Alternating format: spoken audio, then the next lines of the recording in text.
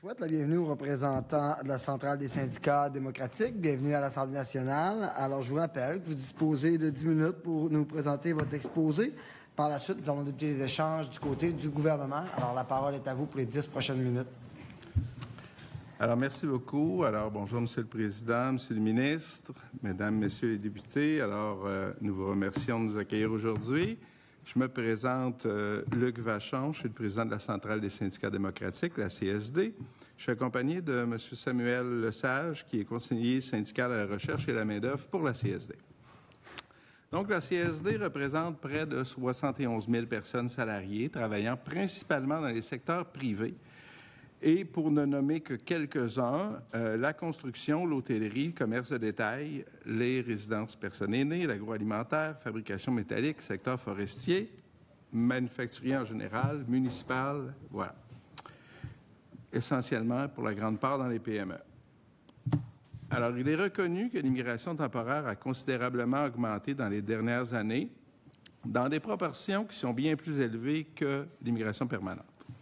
C'est un peu la conséquence de décisions prises antérieurement et il faut renverser cette tendance. À cela, plusieurs semblent en accord. Pour résorber les effets déstabilisants causés par la hausse importante de l'immigration temporaire des dernières années, tout en répondant aux besoins sociaux et économiques, dont celui de la main-d'œuvre, il faut la réduire de beaucoup. Mais en contrepartie, il nous faut augmenter le nombre de personnes migrantes recevant la permanence. Mentionnons que les experts cités par le MIFI dans son document de consultation abondent par ailleurs dans ce sens, ainsi que plusieurs autres intervenants, dont l'Institut du Québec. Pour y arriver, il en va, premièrement, d'offrir aux personnes immigrantes des conditions favorables pour s'intégrer et se franciser.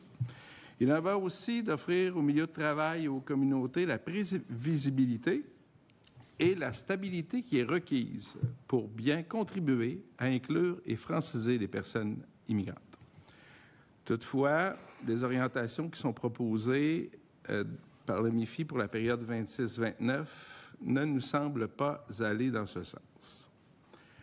La réduction proposée de l'immigration temporaire est d'une part insuffisante et risque fort de ne pas avoir les effets souhaités. Par ailleurs, la réduction drastique proposée de l'immigration permanente ne permettra pas de répondre aux besoins des milieux tout en piégeant les personnes migrantes dans la précarité et la vulnérabilité.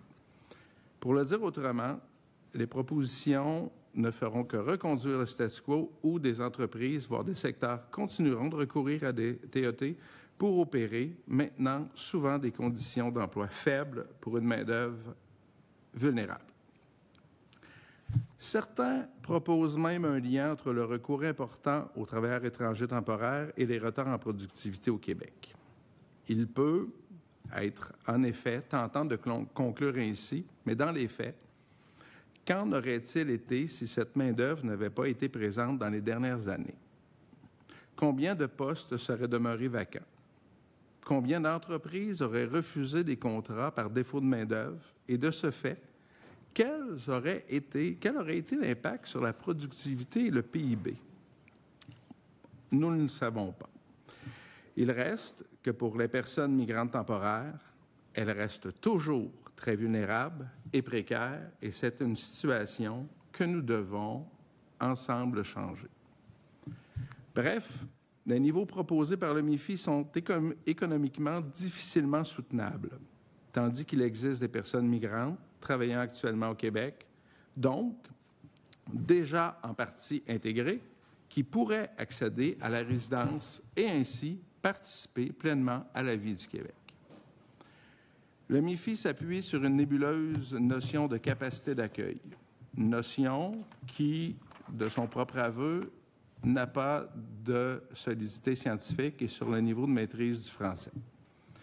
Sans nier l'importance de protéger et promouvoir le français, les statistiques nous montrent pourtant certaines réussites en la matière. Un très, très grand nombre d'intervenants ont critiqué les orientations qui consistent à réduire un peu ou réduire beaucoup. En participant aujourd'hui, c'est aussi un message que nous vous transmettons.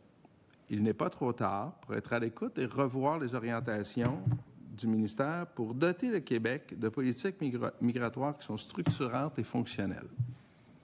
J'aimerais m'attarder sur chacune des 6 orientations proposées par le MIFI. La première vise à réduire l'immigration temporaire. Bien, nous approuvons l'idée, mais elle ne peut être prise isolément. Quand on regarde ce qui est proposé, une réduction d'environ 13 % sur 3 années, c'est bien insuffisant pour renverser la tendance soulevée. Le PTET doit revenir à ce qu'il était censé être, c'est-à-dire combler des besoins exceptionnels ou saisonniers, notamment dans le secteur agricole. Plutôt, on observe le recours aux travailleurs étrangers temporaires dans une foule de secteurs pour combler des besoins de nature permanente, alors que ces personnes pourraient tout autant travailler au Québec en tant que permanents et ainsi participer pleinement à la société québécoise. De plus, il faut mettre en place une action holistique forte pour combler les besoins de main-d'œuvre permanents par d'autres moyens. Le programme des travailleurs étrangers temporaires devrait, pour ceux-ci, figurer comme dernier recours. La deuxième orientation concerne les seuils, ou ce qui constitue plus un plafond. Proprement dit, nous ne pouvons retenir aucun des 3 scénarios qui proposent tous une réduction majeure des admissions. Comme on l'a dit plus haut, plusieurs se sont prononcés et ont proposé des seuils plus élevés. Nous sommes convaincus qu'un scénario plus élevé que ceux proposés est possible et même souhaitable en considération de tout ce que nous avons soulevé antérieurement. Nous aimerions aborder aussi le programme Expérience Québec. Nous craignons qu'on cherche à l'abolir. Or, ce système d'immigration à 2 étapes a fait ses preuves, d'autant plus qu'il impose comme condition un haut niveau de maîtrise du français. Ce programme offre les meilleures conditions pour une intégration réussie. Il devrait donc être maintenu et même ouvert à l'ensemble des travailleurs et travailleuses, peu importe le niveau de qualification. L'orientation 3 établit une cible de 75 % de connaissance du français pour les immigrants. Cible ambitieuse, peut-être même un peu trop. Nous recommandons de la limiter à l'immigration économique afin de ne pas créer d'effets repoussoirs pour le regroupement familial et les réfugiés. Toujours pour le français, nous proposons de retirer l'exigence du niveau 4 de français pour le renouvellement du certificat d'acceptation Québec pour les travailleurs étrangers temporaires. C'est une exigence qui est actuellement extrêmement difficile à atteindre, surtout avec le niveau actuel des ressources pour la francisation en entreprise qui doit, lui, absolument être bonifié. Un tel niveau ne va qu'instaurer un cycle de rotation de travailleurs étrangers temporaires et exacerber les pires effets du programme des travailleurs étrangers temporaires. Nous recommandons finalement d'étudier que les entreprises recrutant des travailleurs étrangers temporaires s'engagent à les franciser afin de mieux répartir les efforts sociaux de francisation et de donner plus de force aux objectifs d'apprentissage du français. Avec un tel engagement, nous croyons qu'on obtiendra de bien meilleurs résultats tout en contribuant à combattre les effets négatifs du PTET. Et pour finir, on peut résumer de la sorte les orientations 4, 5 et 6.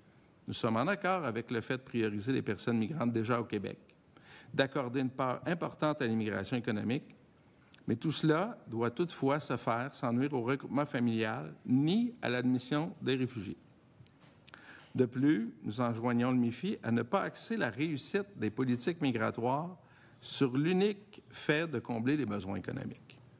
Cette perspective est beaucoup trop à court terme, n'est pas structurante, d'autant plus que le programme de sélection travailleurs du Québec assure déjà un maillage. Le temps manque, sûrement, et nous pourrons parler bien davantage. Nous sommes prêts à répondre à vos questions.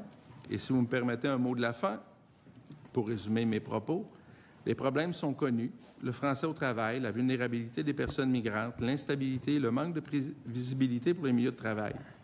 Les solutions doivent y répondre en offrant un cadre structurant qui répondra de manière pérenne aux problèmes récurrents. Ça demande un revirement des propositions sur la table, une réduction de l'immigration temporaire soit, mais un accent mis sur l'accroissement de la permanence. Merci. Merci, M. le Président, pour votre exposé. Nous allons enchaîner avec les discussions avec M. le ministre. M. le ministre, toujours pour 15 minutes 45, la parole est à vous. Merci, M. le Président. Merci pour votre présentation. J'ai été surpris par vos propos en début de présentation quand vous avez dit, écoutez, on aurait eu des enjeux de productivité si on n'avait pas accepté tous ces travailleurs dans les dernières années. Je pense qu'on confond ici production et productivité. Évidemment, on aurait moins produit au net-net si on n'avait pas eu la force de travail qu'on a en ayant accepté, en faisant venir de toutes sortes de manières des gens. Mais il y a plusieurs personnes, plusieurs spécialistes, plusieurs économistes qui nous disent que l'arrivée en très, très grand nombre de travailleurs de toutes sortes de catégories, pas seulement des travailleurs étrangers temporaires, mais je vais vous dire des gens du PMI puis des demandeurs d'asile, ça tend à mener vers le bas, notre productivité, à retarder des investissements. Je ne suis pas un économiste, mais je lis ce qu'ils disent et j'écoute ce qu'ils disent. Écoutez, il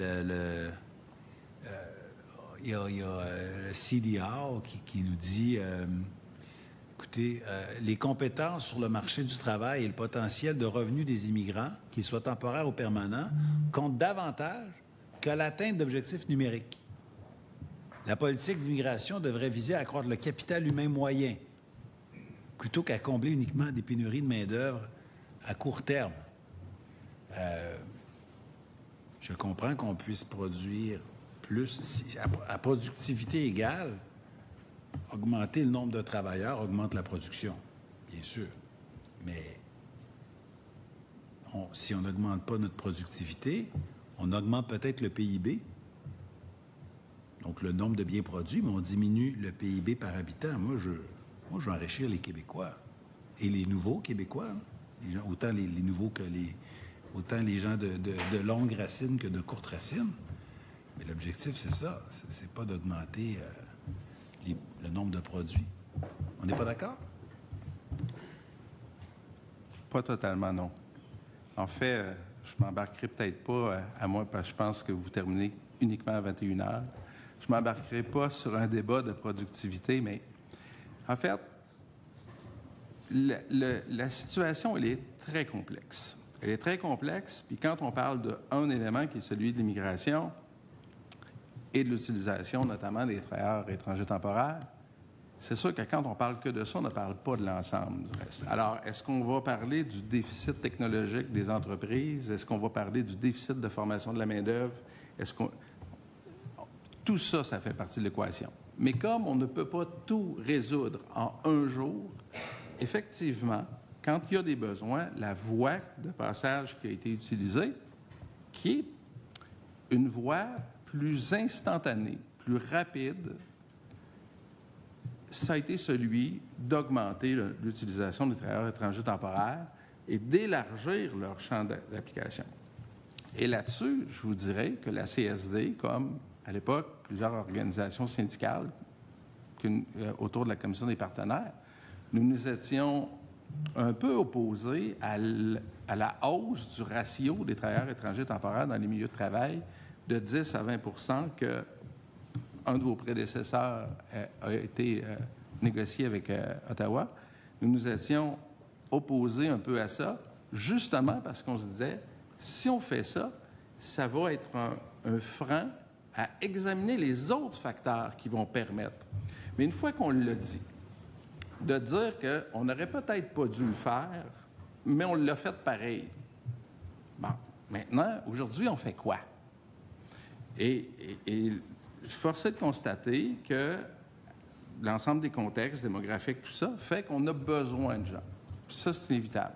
Est-ce qu'on a besoin d'en rentrer, ça, mes prédécesseurs l'ont dit, mais on pourrait le répéter, est-ce qu'on a besoin d'en rentrer des tonnes de plus? La réponse ne serait pas celle-là. La réponse serait, que faisons-nous maintenant de mieux avec ceux et celles que nous avons ici? Et évitons la rotation des travailleurs étrangers temporaires qui nous attend avec le contexte actuel. Parce que ce qui se passe, c'est que quand ils arrivent au bout, on ne peut pas renouveler. Et qu'est-ce qui se passe? Il y a une nouvelle flotte qui arrive pour laquelle, puis celle qui s'en va, on a déjà investi en formation à l'interne des entreprises, en francisation, puis on va recommencer. Il y a moyen de faire quelque chose. Et ça va augmenter la productivité aussi. Mais c'est intéressant, l'échange. Mais en fait, je suis en désaccord avec ce qui se passe dans nos régions en ce moment, c'est-à-dire là, la déperdition lente. À chaque fois qu'un permis est terminé, la personne ne peut le renouveler. Enfin, aussitôt qu'ils sont au-dessus de 10 pour la plupart des entreprises. Je suis en désaccord avec ça. Je l'ai dit très, très clairement. Je l'ai écrit. Je pense qu'à l'extérieur de Montréal-Laval, on doit renouveler les permis pour ces travailleurs étrangers temporaires-là du programme TET, pas nécessairement tous les programmes. C'est complexe, l'immigration, puis il faut faire attention. Pour ce qui est de la langue française, je suis surpris de voir 2 mesures sur la langue. Une qui nous dit qu'il faudrait demander aux entreprises qui font venir des travailleurs étrangers temporaires de s'engager à les franciser. Puis une qui dit vous êtes trop exigeant avec la francisation des travailleurs étrangers temporaires, vous ne devriez pas exiger un niveau 4. Bien là, j'ai de la misère à réconcilier tout ça, d'autant plus que le niveau 4, on l'a ciblé, c'est sur 3 ans. Alors, on ne dit pas ça à la personne qui est à la 2e année d'un permis de 3 ans. Alors, si quelqu'un arrive, d'abord, il arrive, il sait qu'il ne pourra le renouveler dans 3 ans que s'il atteint le niveau 4. Ça, c'est su d'avance. On ne brise pas le contrat. Puis, on est convaincu que c'est possible d'atteindre le niveau 4 en 3 ans. Mais là, vous nous dites qu'il faut l'aide de l'entreprise, mais il faut baisser l'exigence. Je ne vous suis pas. Il faut qu'il parle français ou pas? En fait, c'est ça que je dis, il faut prendre les éléments dans leur ensemble. Si vous vous demandez aujourd'hui le niveau 4, on se condamne, on croit, à avoir beaucoup de gens qui ne l'atteindront pas dans le modèle actuel. Pourquoi?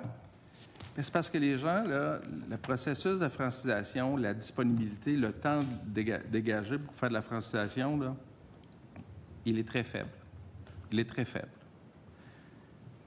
De là, la deuxième suggestion qui est dans le mémoire, dans l'intervention, mais que vous allez retrouver probablement dans le mémoire, c'est de dire, si on veut que ça réussisse et que les gens en milieu de travail puissent faire de la francisation et s'intégrer, se franciser, il n'y a pas 50 façons.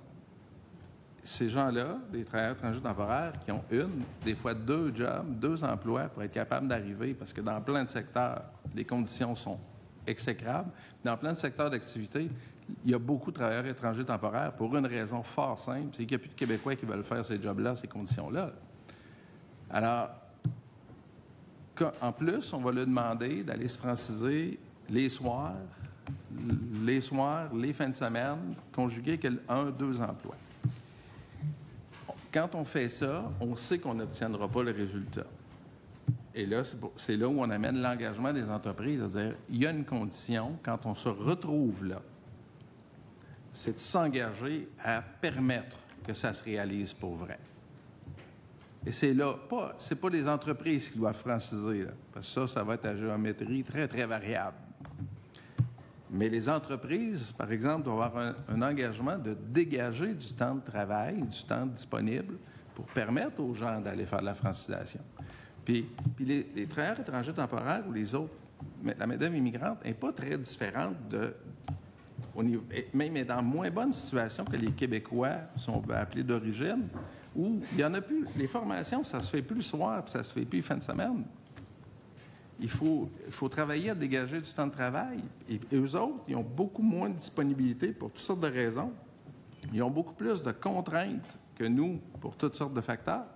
Et on leur demande ça par-dessus sans offrir les opportunités qui peuvent le permettre. C'est dans ce sens-là. Dernier commentaire avant de passer la parole à un collègue.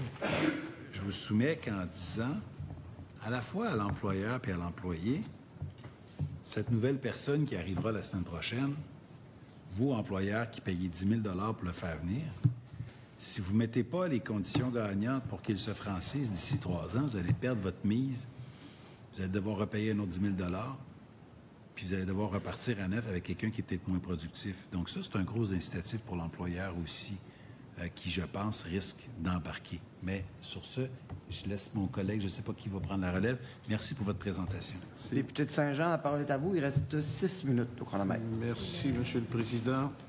Messieurs, mon problème, c'est que j'écoute beaucoup, puis j'ai envie d'embarquer, puis que c'est mon tour, je ne sais plus par où partir. On va parler de capacité d'accueil 2 minutes, même pas, parce qu'on va régler ça vite.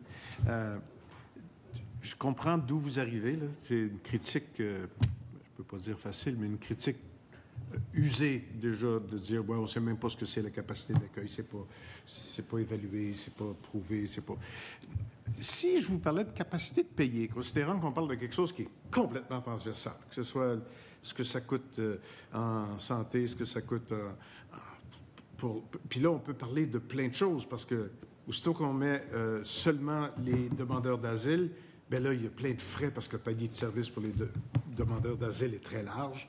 Si c'est les travailleurs étrangers temporaires, c'est différent, mais il y a quand même d'autres. Alors, considérant que c'est transversal mur à mur, si on parle de capacité de payer pour le Québec, au lieu de capacité d'accueil, on pourrait-tu jaser plus longtemps? On pourrait-tu s'entendre un peu plus? Bien, capacité de payer, bon, le coût est un facteur. Ce qu'il faudrait regarder, c'est l'autre côté, parce qu'il y a le coût de le faire, puis il y a le coût de ne pas le faire. Et le coût de ne pas le faire est probablement plus grand. Je suis d'accord. Alors, donc, dans ce sens-là, la capacité de payer se résout. Mais je suis d'accord sur ce bout-là. Puis c'est ça le problème de l'immigration, c'est que chaque fois qu'on prend une poignée, on en perd 12. Mais bon, je parlais plutôt d'un entrepreneur chez nous dont je disais qu'il était devenu dépendant aux travailleurs étrangers temporaires. Ça existe. C'est le cas de nombreux entrepreneurs. Je n'ai pas juste celui-là, j'en ai d'autres. Et quand je vais les visiter, immanquablement, ils me disent tout le temps, regarde, Louis, il n'y a pas personne. J'ai personne qui veut faire ce job-là. Puis s'ils veulent faire ce job-là, ils ne veulent pas la faire de nuit, puis ils te disent, moi, ça travaille de nuit, mon affaire. Donc, quand on parle de rareté de main-d'œuvre, puis de pénurie, puis de ci, puis de ça, puis qu'on met ça dans le contexte de cette réalité-là, on est donc condamné à être dépendant, là, quelque part. La réponse, c'est non. La réponse, c'est non, pour les mêmes choses, les mêmes éléments que je disais tout à l'heure. Tu sais, M. Fortin qui est passé ici là, pour vous parler, là, j'ai débattu avec lui il y a probablement 7-8 ans sur le déficit technologique des entreprises au Québec, le retard technologique des entreprises. Et il était d'accord. Est-ce qu'on a rattrapé adéquatement notre déficit au niveau technologique? La réponse, c'est non. Mm-hmm. Ça, c'est un élément. C'est un élément sur lequel il faut qu'on travaille. Est-ce qu'on fait assez de formation de la main-d'œuvre ici, alors qu'on sait que la formation augmente la productivité puis augmente la capacité des gens dans les milieux? La réponse, c'est non. Alors, c'est pour ça que poser la question sur la dépendance, si nous ne changeons rien d'autre et que si on reproduit la même chose demain que l'on fait aujourd'hui ou qu'on faisait hier, la réponse, c'est oui, on pourrait se retrouver à être dépendant. J'ose croire que nous sommes capables de tirer quelques leçons et que nous pouvons travailler sur plusieurs fronts. Moi, chez nous, à Saint-Jean-sur-Richelieu, je dis tout le temps que je suis fier d'une industrie mixte, d'une économie mixte, que la pandémie nous a fait mal, mais pas trop, que les tarifs nous font mal, mais pas trop. On est gâtés. Mettons qu'on a plein de... Mais au final, ces industries-là puis ces entrepreneurs-là, quand je leur dis, oui, mais viens, on va aller voir Investissement Québec, la robotisation, l'automatisation, la numérisation. Ah non, pas ici, je suis pas capable. Je suis pas capable. Tantôt, on s'est fait dire par Olimel, ben là, il y a des choses que les robots peuvent faire, mais il y a des limites qui sont encore plus importantes à ça. Moi, je veux bien qu'on embarque dans ce discours-là, puis c'est pas parce qu'on n'a pas investi des millions et des millions et des millions et des millions pour aider ceux qui le voulaient et qui le pouvaient à se robotiser. Puis on pourrait même faire une parenthèse puis se dire qu'un des problèmes, c'est qu'on a un Québec Inc. vieillissant, qui fait que ceux qui pourraient robotiser puis automatiser, puis qui n'ont pas de repreneurs, ben ils veulent pas rendre l'offre moins alléchante et attirante. Fait qu'ils attendent. Quand je vous dis qu'il y a des poignées, là, il y en a tout le tour de la roue. Là. Je sais. Donc, on fait quoi pour pas trop se chicaner puis arriver à quelque chose qui tienne? Parce que si on parle de francisation, moi, la francisation, j'ai entendu dire, je me suis même plus chez vous, là, mais on a coupé beaucoup. Je m'excuse, mais on n'a jamais autant francisé l'année dernière qu'avant. C'est-tu assez? Probablement pas. Quand vous dites qu'il y a eu des pertes d'emplois, puis qu'il y a des gens qui se sont fait dire « tu ne reviens plus », il y a eu beaucoup d'histoires comme celle-là. Mais essentiellement, là où c'était bien mené, ça roulait bien. Chez nous, le centre de service scolaire, on n'a pas eu de problème jusqu'à début printemps, puis fin de l'hiver, puis là, déjà, ça se réglait. Donc, tu sais, il y a des milieux où il y a moyen de travailler localement, intelligemment, puis que ça fonctionne. Donc, ce que le ministre essaye de trouver, c'est une moyenne. On est-tu capable d'en trouver une? Oui, là, écoutez, je dois avouer que j'ai de la misère à saisir la trajectoire de votre question, mais... Je reviens au dossier moyen. Mais, bien, en fait, comme là-dessus, la question des moyens, là, je vais vous dire, je vais prendre l'exemple de M. le ministre tout à l'heure. Quand on a choisi de faire ça, je pense que nous avions fait notre nid avant de pondre des œufs. D'accord. Alors, si on n'avait pas fait notre nid avant de pondre des œufs, ça, c'est une autre question. Donc, le ministre avait raison. Mais, ceci dit... Fort du nid, je suis désolé. Désolé, mais on a la chance de poursuivre avec l'opposition officielle, mon député de l'Acadie. S'il vous plaît. Merci, M. le Président. Alors, M. Vachon, M. Lesage, merci d'être là. Merci pour votre mémoire.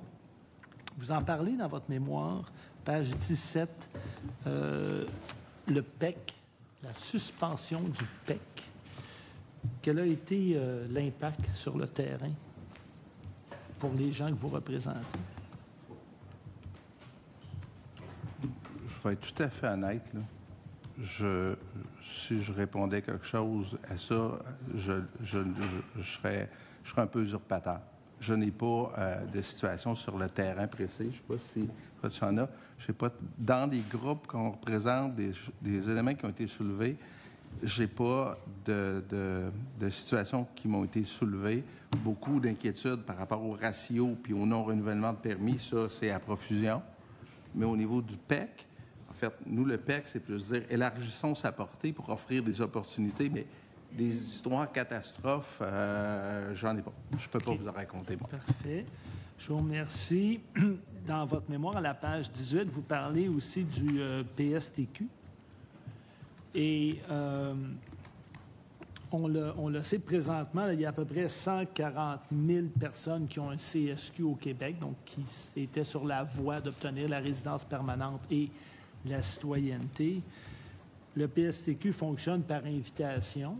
Dans certains secteurs, certains niveaux, on parle de 200, 300, parfois moins. Compte tenu du nombre de travailleurs temporaires qu'on a sur le territoire, est-ce que c'est suffisant, d'après vous, compte tenu de ce que vous dites, qu'il faudrait s'assurer qu'on ait plus de temporaires présentement qui deviennent permanents? Comment on va y arriver avec aussi peu d'invitations? Vas-y. Bien, je peux lancer rapidement un début de réponse. Au final, la philosophie reste la même avec ce que nos prédécesseurs ont dit également.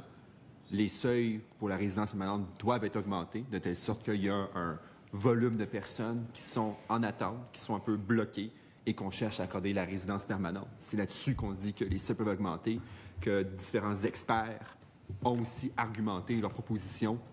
Ce bassin de personnes-là qui est un peu pris, qui est pris dans le nid, si je peux même continuer la métaphore qu'on a employée jusqu'à présent.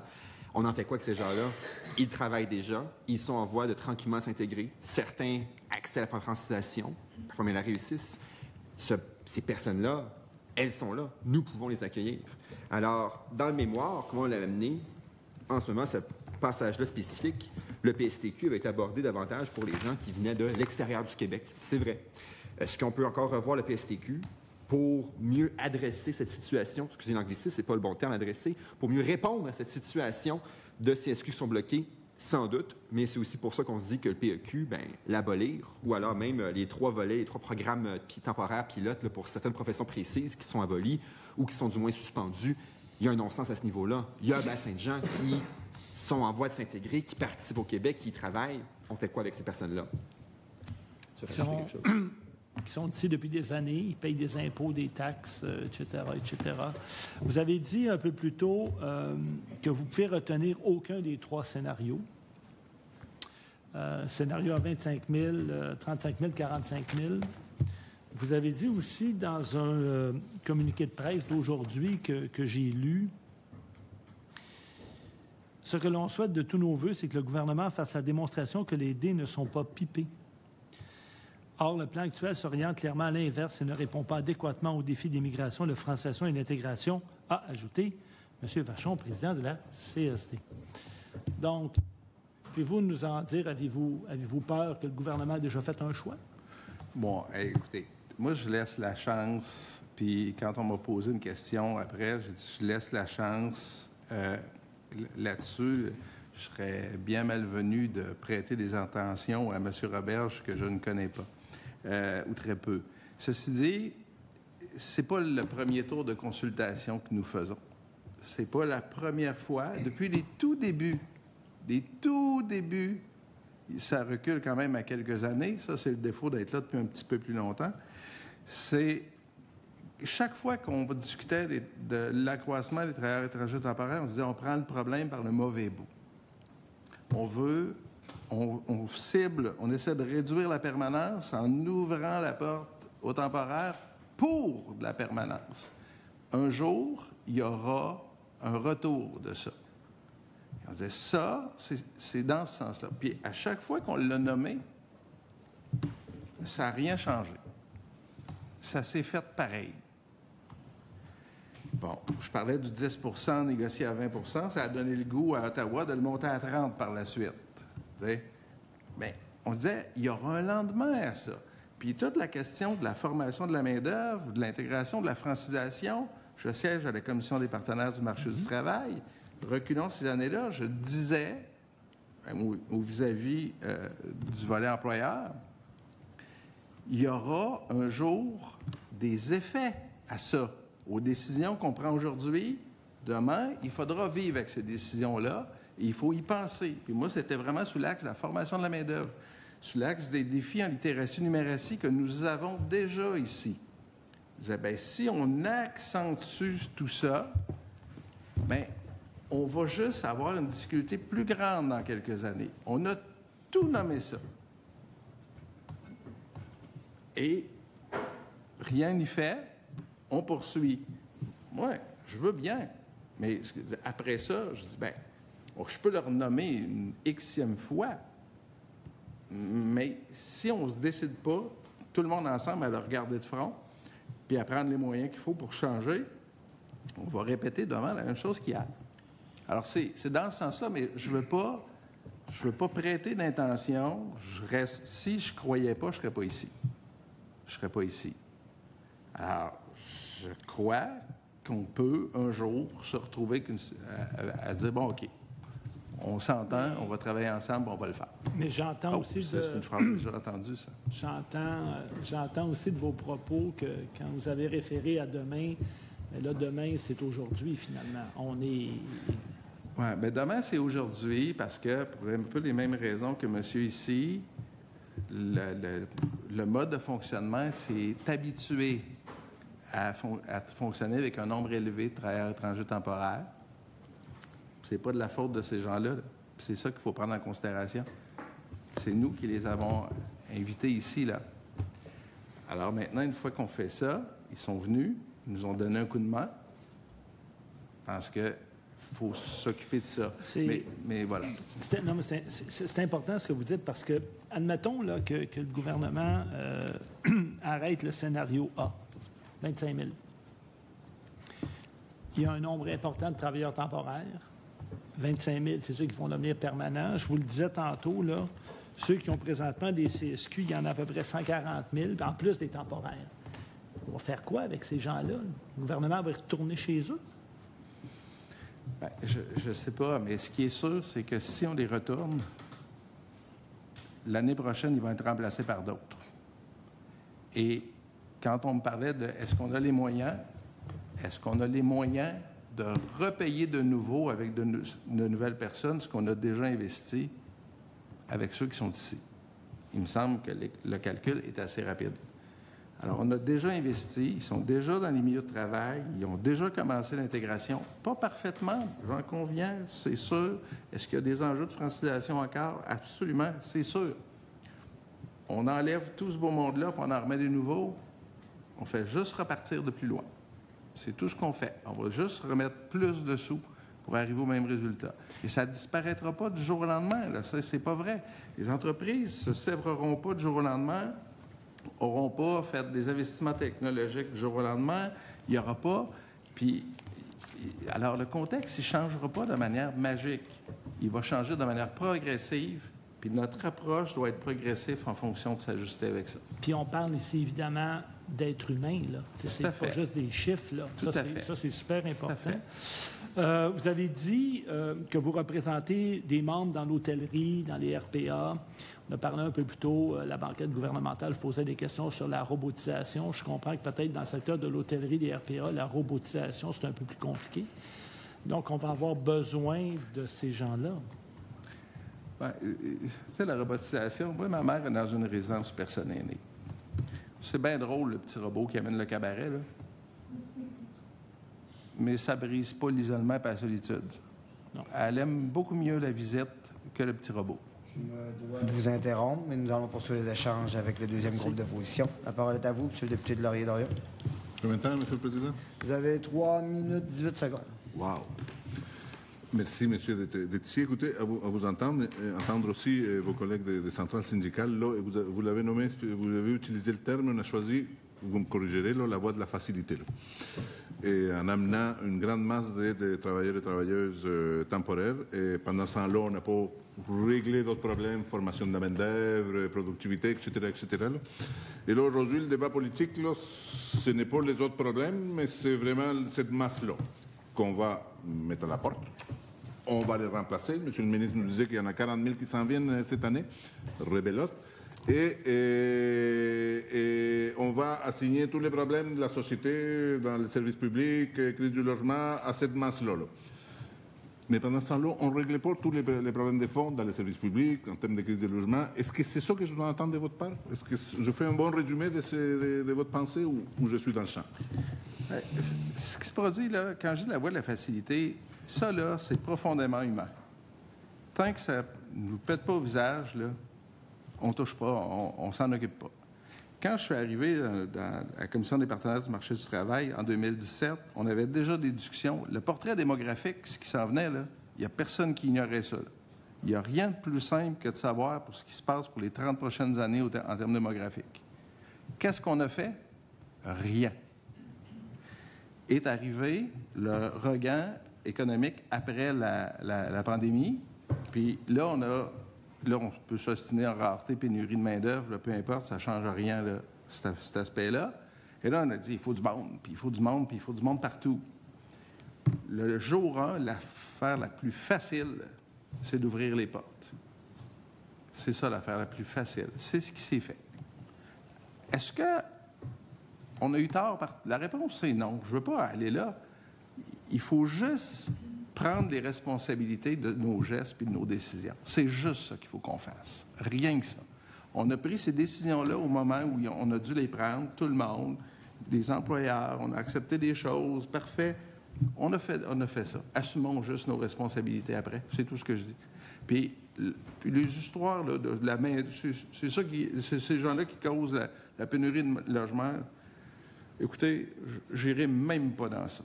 Pour moi, là, c'est complètement à côté de la traque, ça. D'abord, les travailleurs étrangers temporaires, là, si on avait le même nombre de Québécois, là, les Québécois, les autres, ils ne seraient pas entassés à 9 d'un appartement. Ils prendraient 9 appartements. Alors, on aurait tout un problème de pénurie de logement. Alors, c'est pas ça. Puis, de dire que chaque fois qu'on rentre une nouvelle personne, bien là, ça pose problème parce que cette personne-là consomme. Mais dans ce cas-là, ça veut dire qu'on ne fera plus jamais d'exportation. Ça veut dire qu'Olimel, tantôt, qui avait 700 employés dans une de ses divisions, il nourrit rien que 700 personnes avec sa production là-dedans. Hein, il nourrit des milliers de personnes, des dizaines de milliers de personnes avec les 700 qui travaillent là. Les gens qui travaillent sa construction, ils ne construisent pas une maison chacun, là. Ils construisent des blocs appartements, des tours qui vont loger des centaines de personnes. Alors, si on fait du 1 pour 1, je ne sais pas ce qu'on a échappé ça, là, mais... Monsieur Vachon, Monsieur Lesage, je vous remercie pour la contribution à nos travaux. Je suspends jusqu'à 19h15.